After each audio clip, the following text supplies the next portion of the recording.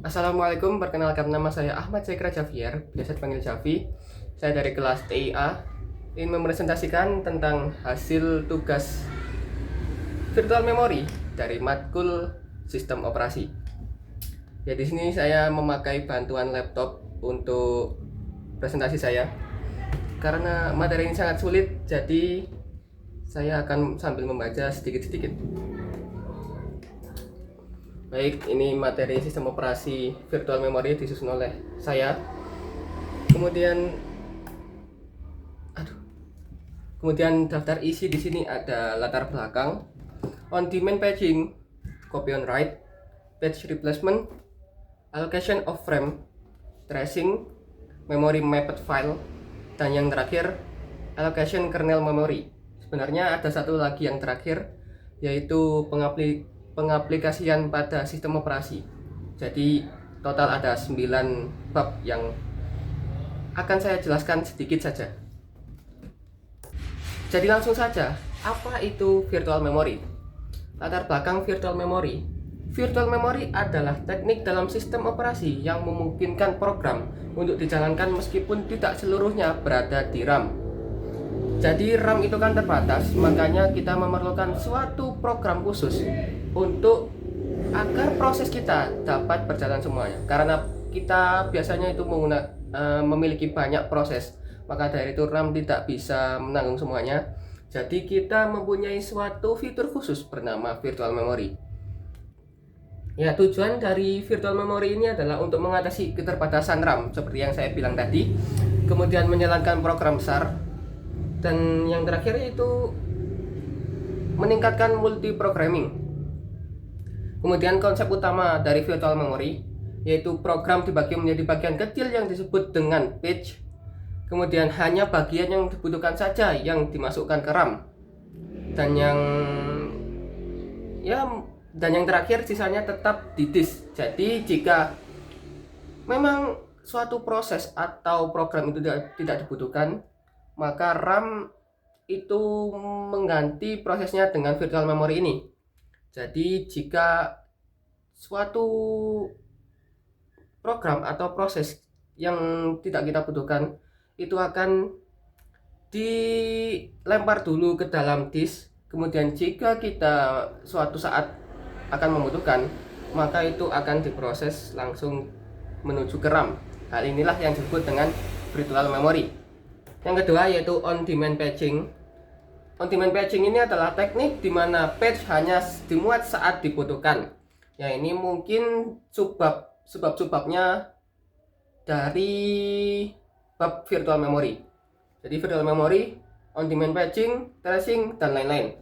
Nah, on-demand patching ini adalah teknik di mana patch hanya dimuat saat dibutuhkan. Bagaimana cara kerjanya?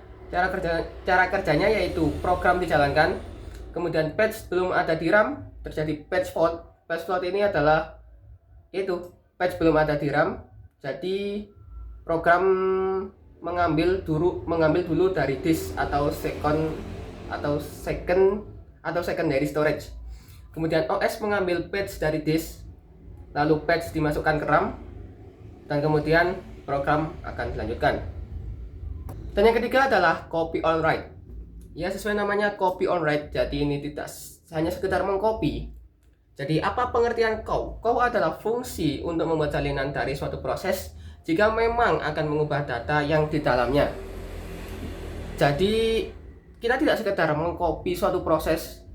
Saya memberikan contoh 1 giga, terdapat proses 1 giga yang dimana kita tidak langsung mengcopy 1 giga dari proses tersebut. Jadi copy ini itu memberikan teknik kalau kita akan mengcopy suatu data, kita akan mengubahnya terlebih dahulu. Jadi jika kita tidak mengubahnya, maka kita tidak akan mengcopy suatu data tersebut.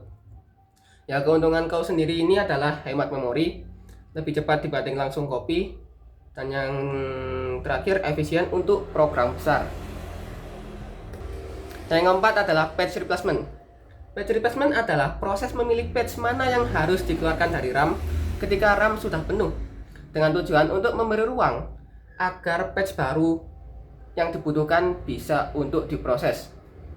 Patch replacement ini memiliki 4 algoritma terkenal atau 4 algoritma yang biasanya digunakan, yaitu first in first out, least recently used optimal algorithm, dan juga clock algorithm. Ya, mungkin saya hanya menjelaskan sampai sini saja. Kemudian ada allocation of frame. Allocation of frame ini adalah cara sistem operasi membagi frame atau slot RAM ke setiap proses. Jadi frame itu adalah tempat kosong yang terdapat di RAM atau bagian pada RAM yang nanti akan diisi oleh suatu proses. Ya, allocation of frame ini terbagi menjadi beberapa jenis, yaitu equal allocation, proportional allocation, dan juga priority allocation. Ya, itu sesuai namanya ya. Equal allocation berarti mendapat frame yang sama karena equal sama. Proportional allocation sesuai dengan besar suatu proses, dan juga priority allocation berarti tergantung dari prioritinya. Nanti priority itu sudah diatur oleh komputer itu sendiri.